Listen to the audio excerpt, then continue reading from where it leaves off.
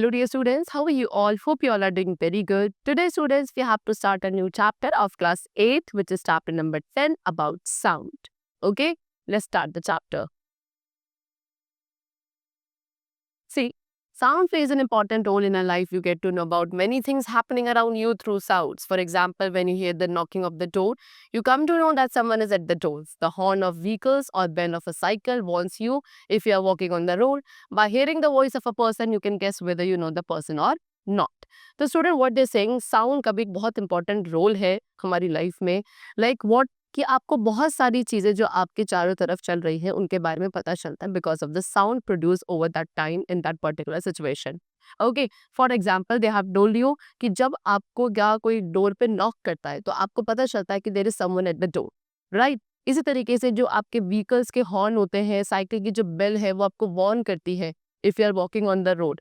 Okay, and एक person की voice को सुनकर आप गेस कर सकते हो if you know that person और नॉट. सो इस तरीके से साउंड का एक बहुत इंपॉर्टेंट रोल है जिसके थ्रू आप अपनी सराउंडिंग की हैपनिंग्स को डिटरमाइन कर सकते हैं. Now how is sound produce? Sound कैसे प्रोड्यूस होती है? So sound is produce due to vibration. Sound आपके वाइब्रेशंस के थ्रू प्रोड्यूस होती है. जो rapid back and forth movement होता है किसी भी बॉडी का अपनी मेन पोजीशन से, उसको बोला जाता है वाइब्रेशन. ओके, अगर आप एक म्यूजिक प्ले कर रहे हो जो कि बहुत लाउड है एंड अपने पाम को उसके अगेंस्ट उसके स्पीकर पे रखते हो तो आपको वहां पे वाइब्रेशंस फील होती है. ओके, इसी तरीके से अगर आप किसी रबर बैंड को टाइटली स्ट्रेच करते हो एंड उसको प्लग करते हो तो वो क्या करता है, वाइब्रेट करता है एंड एक साउंड प्रोड्यूस करता है. ओके, आपने मॉस्किटोज भी जो साउंड प्रोड्यूस करते हैं उनको भी सुना होगा. वो क्या करते हैं, अपने विंग्स को फ्लैप करते हैं काफी times in 1 second so that आप उनके फ्लैप्स की साउंड को सुन सकते हो. ओके, चलो. सो दैट मीन्स व्हाट कि साउंड जो है वो एक वाइब्रेटिंग ऑब्जेक्ट के थ्रू प्रोड्यूस होती है. Sound travels in the form of waves and जो साउंड ट्रैवल करती है वो वेव्स की फॉर्म में ट्रैवल करती है. आप साउंड को कैरेक्टराइज कर सकते हो 3 क्वांटिटीज के through, that is frequency, amplitude and time period. Okay, now next is sound produce by humans. Humans के थ्रू कैसे साउंड प्रोड्यूस होती है? सो आपको जब भी आप बोलते हो कुछ तो आपने यूजुअली फील किया होगा कि आपका जो थ्रोट वाला पार्ट है यहाँ पे आपको वाइब्रेशंस फील होती है, राइट. एंड ऐसा क्यों होता है? बिकॉज हमारे नेक के अंदर एक इंटरनल लेरिंग्स है जिसको आप वॉइस बॉक्स भी बोलते हो. ये आपका साउंड प्रोड्यूस करता है वोकल कॉर्ड्स की वाइब्रेशंस की वजह से. ओके, वोकल कॉर्ड्स जो है वो आपके स्ट्रेच होते हैं across the voice box in such a way that a narrow slit is left between them for the passage of air. So vocal cords आपके वॉइस बॉक्स के अक्रॉस इस तरीके से स्ट्रेच होते हैं कि दोनों के बीच में एक बहुत नैरो सा स्लिट आपका बचता है सो दैट वहां से एयर जो है वो पास हो सके. ओके, एंड जब एयर को फोर्स इन किया जाता है by the lungs through the slit तो वहां पे साउंड प्रोड्यूस होती है उन वोकल कॉर्ड्स के वाइब्रेशंस के through. Okay, what is larynx? Larynx box क्या होता है? लेरिंग्स आपका वो वॉइस बॉक्स है जो आपके विंड पाइप के बिल्कुल टॉप पे प्रेजेंट होता है एंड उनमें वोकल कॉर्ड्स होते हैं जो कि वाइब्रेट करके साउंड प्रोड्यूस करते हैं इन द ह्यूमन बीइंग्स.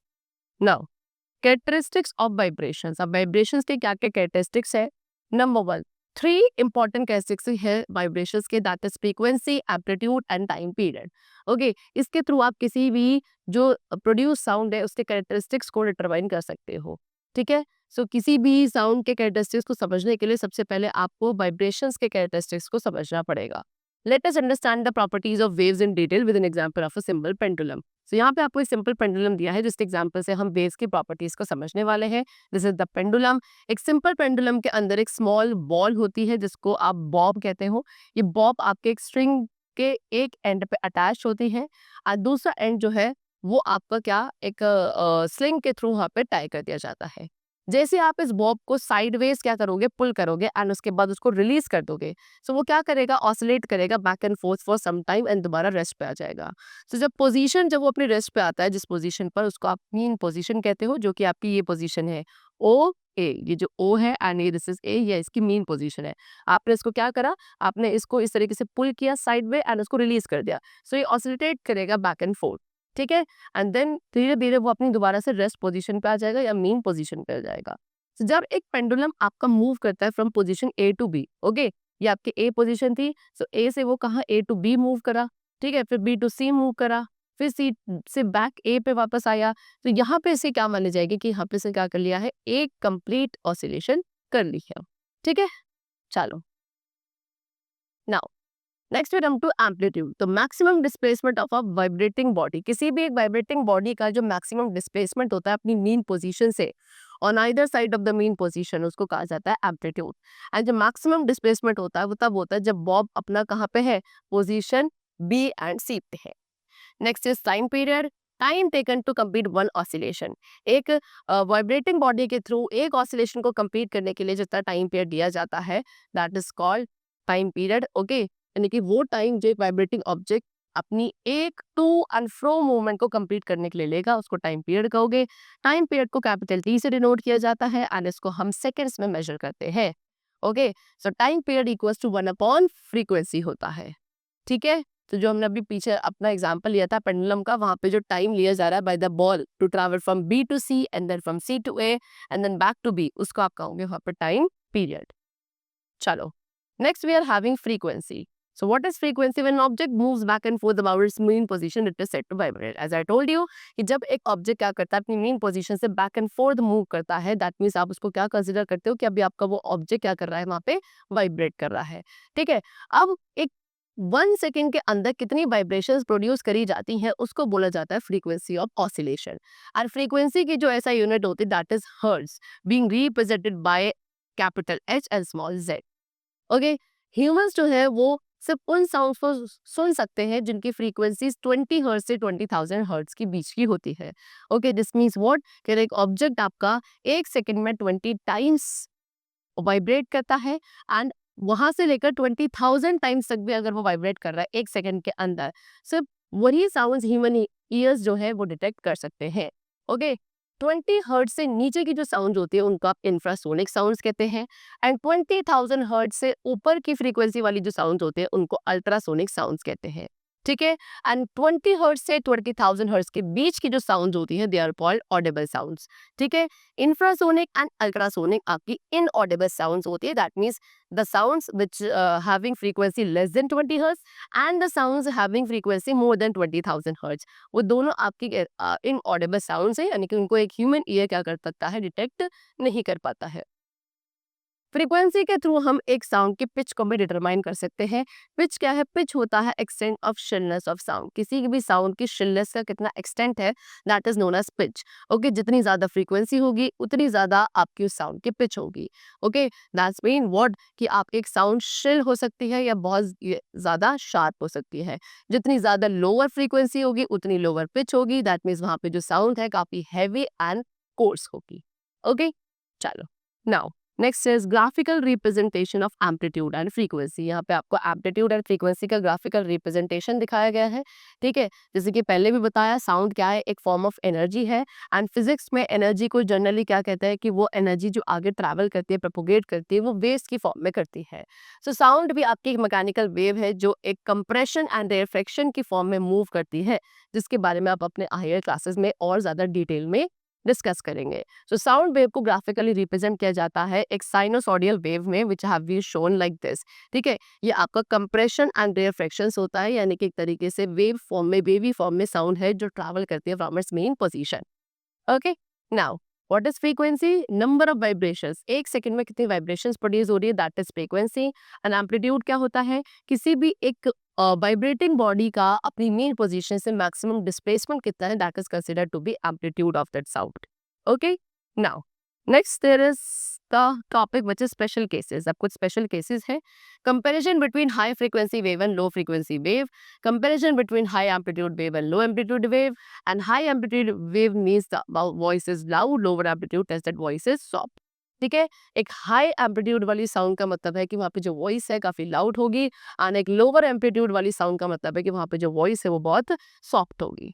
ठीक है, ये हाई फ्रीक्वेंसी वेव है बिकॉज इसमें जो नंबर ऑफ वेव्स प्रोड्यूस हो रही है ओके वो ज्यादा है इन अ पर्टिकुलर साइड।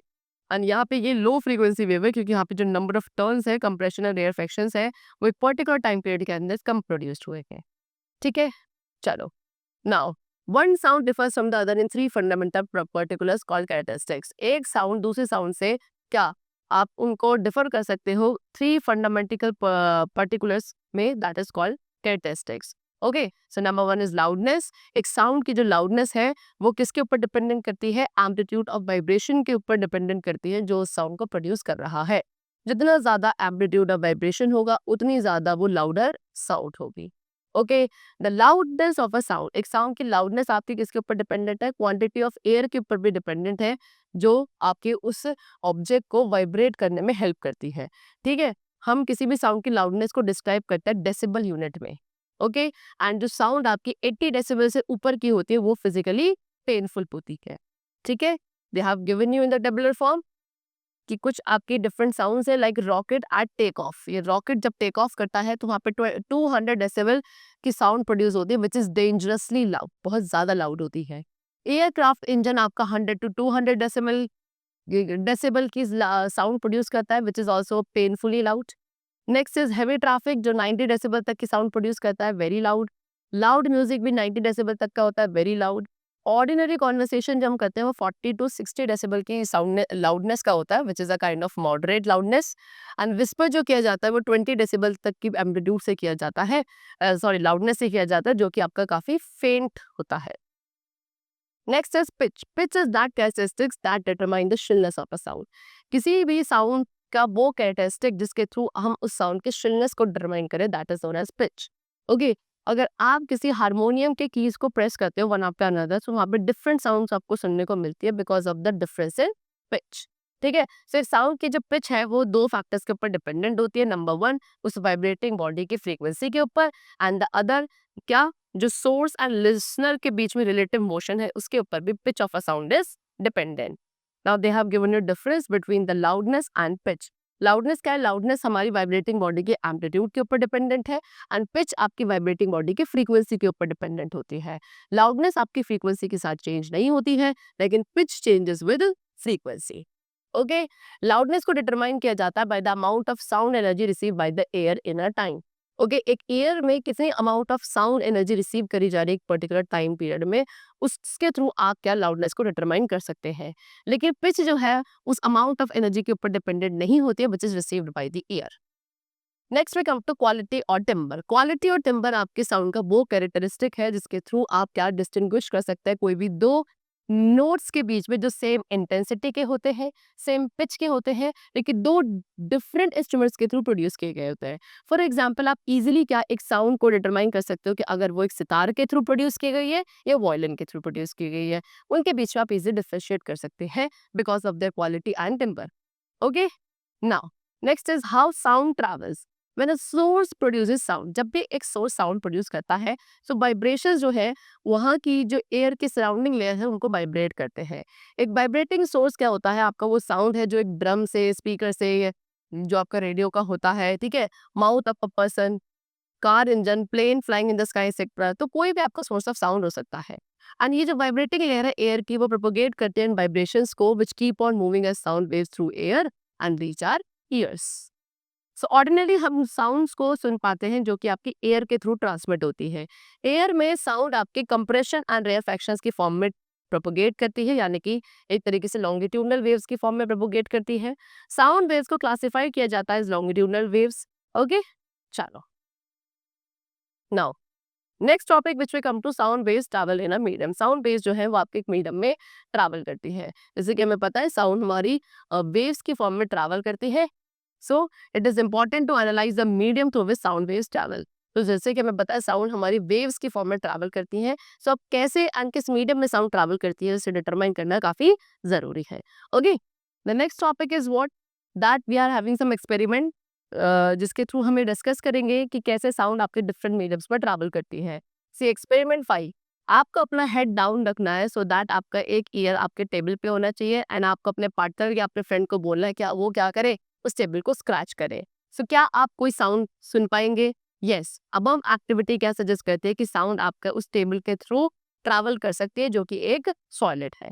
इसी तरीके से आपको एक बेल लेनी है एंड उसको रिंग करना है इनसाइड द वाटर, एंड अपने ईयर्स को क्लोज रखना है उस वाटर के सरफेस पे। क्या आपको वहां पे बेल की रिंगिंग सुनाई देगी? यस, साउंड जो है वहां पे आपको सुनाई देगी बिकॉज साउंड आपकी लिक्विड्स के थ्रू भी ट्रैवल कर सकती है। ठीक है, फिर उसके बाद आपको एक इलेक्ट्रिक बेल लेनी है। ठीक है, उसको सस्पेंड करना है कॉटन थ्रेड या रबर बैंड के through from the stopper of a bell jar, and उसको क्या आपको स्टेप करना है, रिंगिंग, मतलब उसको रिंग करना है उसको एक बैटरी के थ्रू कनेक्ट करके।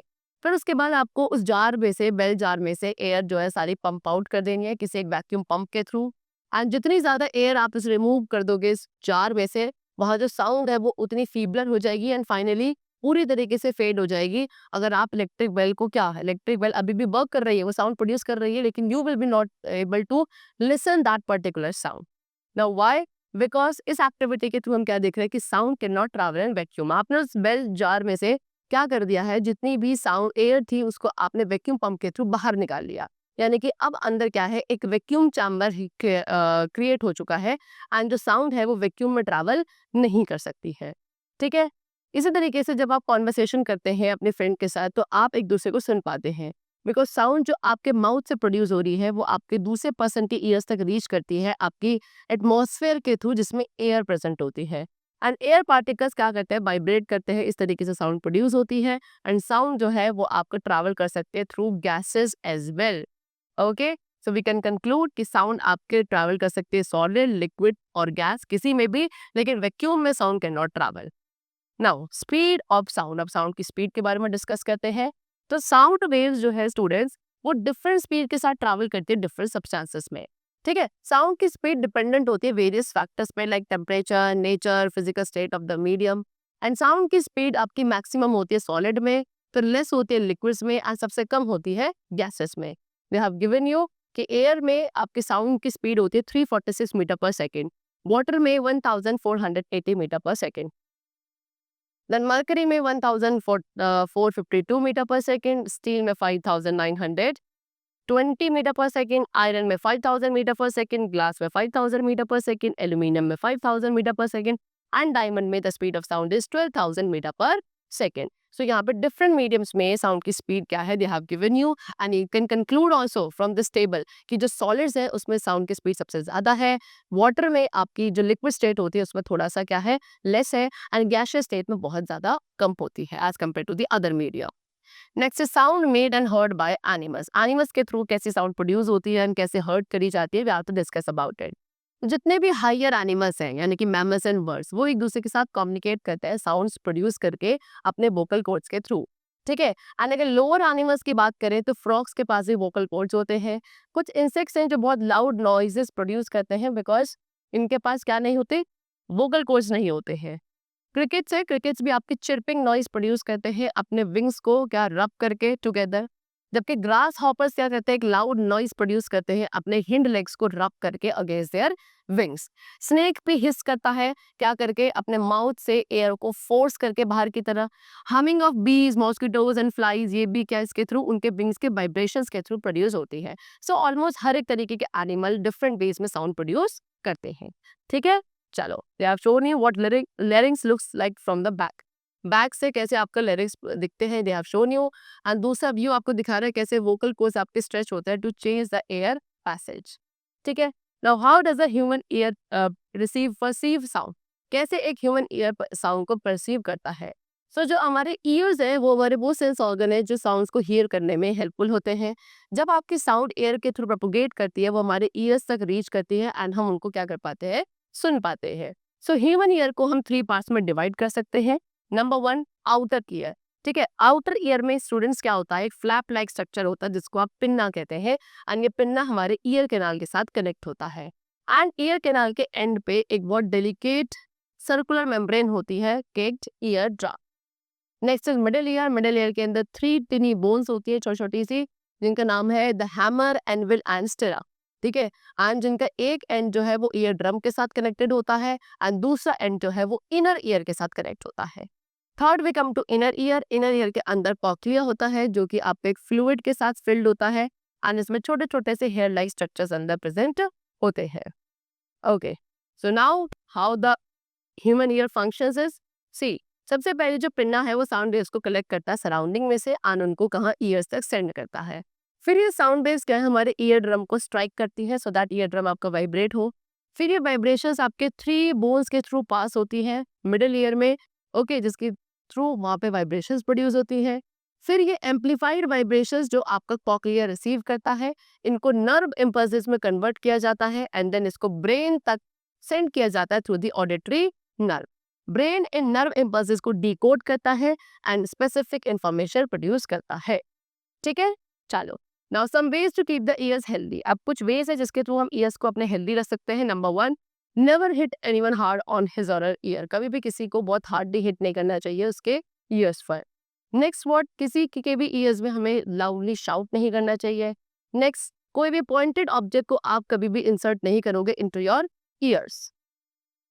Next topic is Audible and inaudible sounds. अब कुछ ऑडिबल एंड इनऑडिबल साउंड्स के बारे में डिस्कस करते हैं। So as I told you, human ear सिर्फ उन साउंड्स को सुन पाते हैं जिनकी फ्रीक्वेंसीज 20 हर्ट्ज से 20,000 हर्ट्ज के बीच की होती है एंड इसको ऑडिबल रेंज कहा जाता है। दैट मीन्स एक नॉर्मल ह्यूमन ईयर की जो ऑडिबल रेंज है that is 20 to 20,000 hertz, right.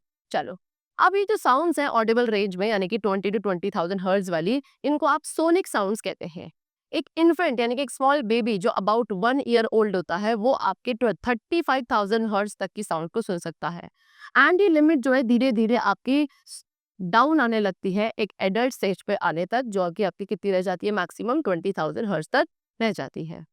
इसी तरीके से ऐसी साउंड जिनकी फ्रीक्वेंसीज ग्रेटर देन 20,000 हर्ट्ज होती है उनको आप अल्ट्रासोनिक साउंड्स कहते हैं।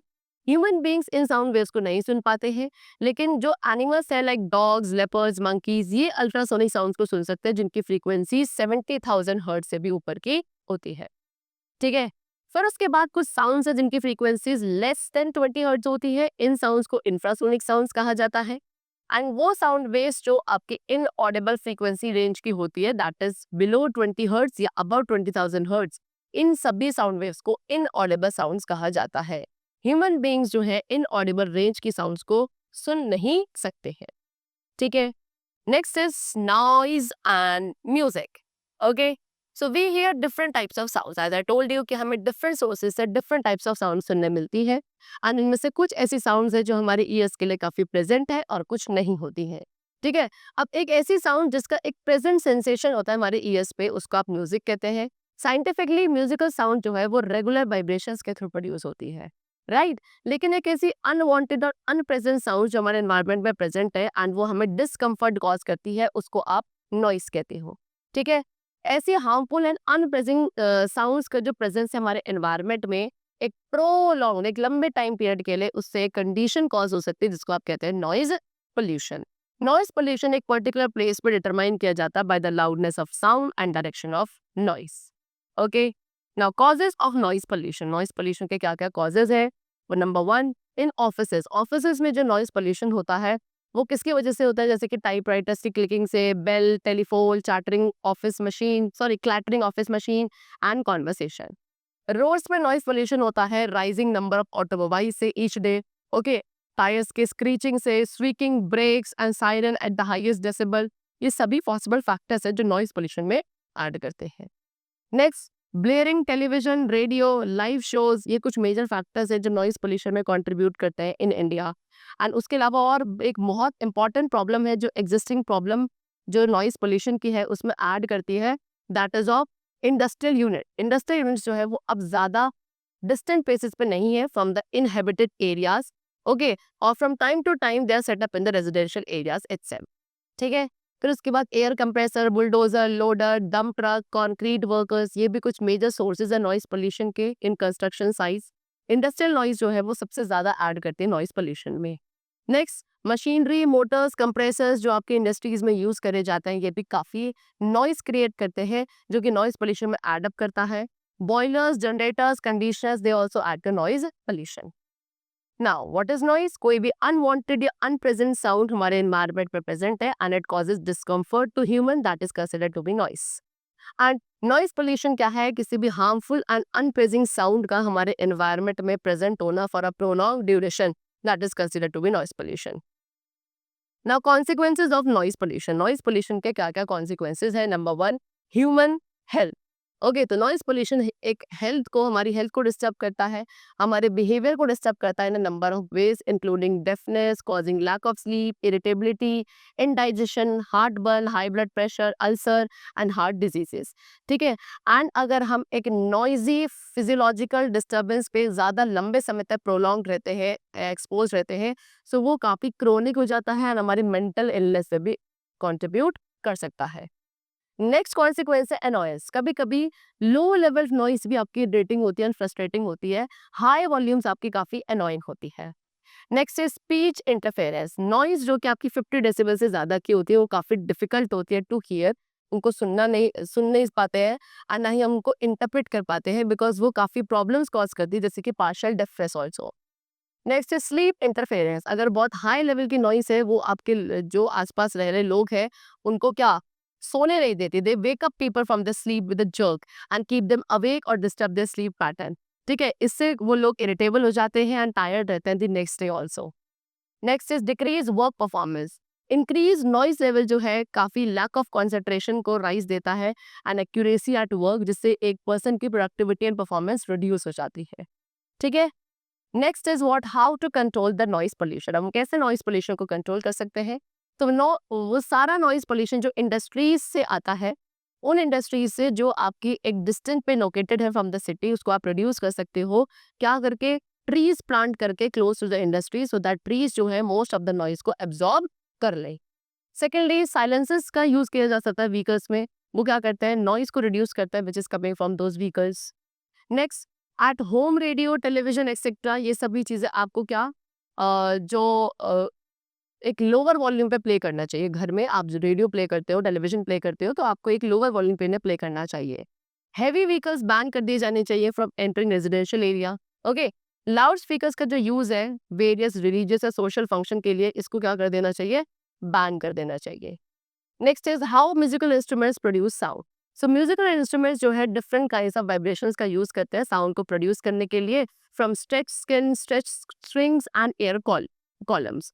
अकॉर्डिंगली इनको हम 3 टाइप्स में क्लासिफाई करते हैं। नंबर 1, विंड और रीड इंस्ट्रूमेंट्स। विंड इंस्ट्रूमेंट्स जो है वो वाइब्रेटिंग एयर कॉलम का यूज करते हैं। ओके, इन इंस्ट्रूमेंट्स में जो एयर है वो ब्लो करी जाती है अंदर की तरफ, या तो डायरेक्टली या किसी रीड के थ्रू, एंड जो साउंड प्रोड्यूस होती है उसके पिच को ऑल्टर किया जाता है by changing the length of the vibrating column. Example flute, shehnai, bagpipes, bugles, ये सब आपके क्या विंड इंस्ट्रूमेंट्स के एग्जाम्पल्स हैं। नेक्स्ट है स्ट्रिंग इंस्ट्रूमेंट्स। स्ट्रिंग इंस्ट्रूमेंट्स में like guitar, violin, sitar, sarangi etcetera. Generally इनमें क्या मेटल की स्ट्रिंग्स होती हैं, स्पेसिफिक मेटल की एंड थिकनेस की, जिनको बनाया जाता है वाइब्रेट करने के लिए, सो दैट्स वो साउंड प्रोड्यूस कर सके। एंड साउंड जो है वो डिफरेंट नोट्स की प्रोड्यूस की जाती है, क्या उन स्ट्रिंग्स की थिकनेस एंड टाइटनेस को कंट्रोल करके। ओके, इंस्ट्रूमेंट्स में। Next is percussion instruments. Percussion instruments कौन से होते हैं? एग्जाम्पल तबला, ओके, मृदंगम, ढोलक, ड्रम, दफली, ये सभी आपके परक्यूशन इंस्ट्रूमेंट्स हैं। इनमें क्या एक स्ट्रेच्ड लेदर मेम्ब्रेन होती है जो वाइब्रेशन के थ्रू साउंड प्रोड्यूस करती है। पिच को इंक्रीज किया जाता है मेम्ब्रेन को स्ट्रेच करके, एंड लाउडनेस को इंक्रीज किया जाता है उस मेम्ब्रेन पर हार्डली स्ट्राइक करके। Next we have wind instrument. As I told you, they have given a conclusion कि फ्लूट, ट्रम्पेट, विसिल, सेक्सोफोन, ये सभी आपके विंड इंस्ट्रूमेंट के एग्जांपल्स हैं। इनमें जो वाइब्रेशंस है वो एयर कॉलम के थ्रू प्रोड्यूस करी जाती है and then they produce sound. Reed instruments क्या थे? हारमोनियम, माउथ ऑर्गन, ये सभी रीड इंस्ट्रूमेंट्स के एग्जांपल्स हैं। इनके अंदर मेटल रीड्स है जो कि प्रेजेंट साउंड प्रोड्यूस करती है जब इनके थ्रू एयर को ब्लो किया जाता है। ओके, चलो, so the chapter is completed. I hope you all have understood the chapter very clearly. Let's meet very soon in the next class with a new chapter. Till then, take care and thanks to all.